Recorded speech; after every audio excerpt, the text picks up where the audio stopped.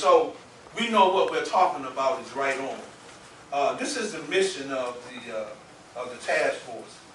The Institute of the Black World 21st Century Police Reform and Accountability Task Force seeks to identify evidence-based practices and develop recommendations related to restructuring of law enforcement, as well as the criminal justice policies and practices designed to address the mistrust and extra-legal behavior exhibited by police personnel in communities of color throughout the United States of America. Our primary focus of the task force is to address and engage in a variety of critical challenge issues associated with policing in a democratic society, and especially in communities of color. Special consideration will be given to analyzing police styles, customs, patterns, practices inherent in policing communities of color. Recommendations will be based on a variety of transformative approaches to model for success. And one of them has to do with this whole idea of community control of police. We really need to talk about that. And I know the police and those who like the police or love them don't like the idea of being controlled by citizens, but we're the ones who pay the salaries. And in some ways, we haven't really stepped up to the podium or to the haven't stepped up in terms of demanding our place. And it would be, to me, it would be very simple. It would be something like determining who the chief of police is for our community. You know, in the early days, if you remember, I remember serving on Marion Barrett's police chief selection committee 3 times. But for some reason, the new people who were elected to mayor city and other cities think that they have the wherewithal to represent us when they don't even know what it is that we want or need. And so we haven't seen very much of that. I think the task force, I think we should also, the community control of the police should also include sharing in the development of the public safety practices and strategies in our city. We're the people who live in the city. 85% of the police department in the metropolitan in Washington, D.C. don't live in the city. And that, the only person who's mandated to live in the city probably is the chief of police. But other than that, 85%. You know, I was just going crazy back during the election.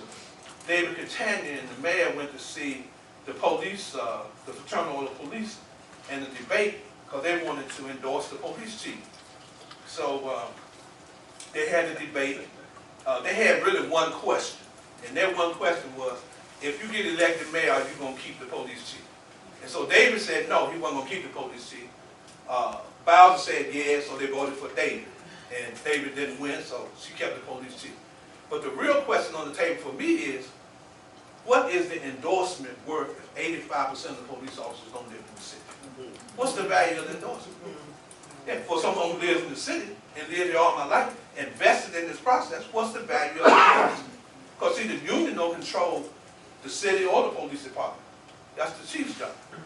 So those are the kind of issues that I think Community Control Commission should be dealing with. We should also be invested in the process of determining the performance, how do you measure performance of police officers, the police chief, all of those kind of things, because we're capable of doing that. There are people who live in our community who are capable of accomplishing those kind of things. Also, lastly, developing a strategy of backing the police out of our community. Because we see the police too much for them to don't do anything. When we can do it ourselves. We can do it ourselves. I'm old, but I still do a lot in my community when it comes to public safety in my community, in my block. And so I think we can do that, and those would be the tasks that the commission, this commission would be tasked with and be able to accomplish. And it wouldn't have to be maybe 5 or 6 things. Wouldn't have no issue around budget. No, in the beginning, that's not necessary. So we wouldn't necessarily have any legislative, would there have to be any legislative issues to make that happen? We could just step up and do it. But what I would like to see in the process of doing it is people who serve on it be elected to it. Elected or appointed, not by the mayor or someone in the city council or the judiciary. Because see, then the issue of politics seeps into it. And there's a lot of people in our community who just love the police. They can't do anything without it. And so what we need to be doing is working toward creating this independent environment where we can get some of those kind of things doing. And I believe that people will be stepping up doing the kind of things that we've been doing for years in our community, and there's some models around.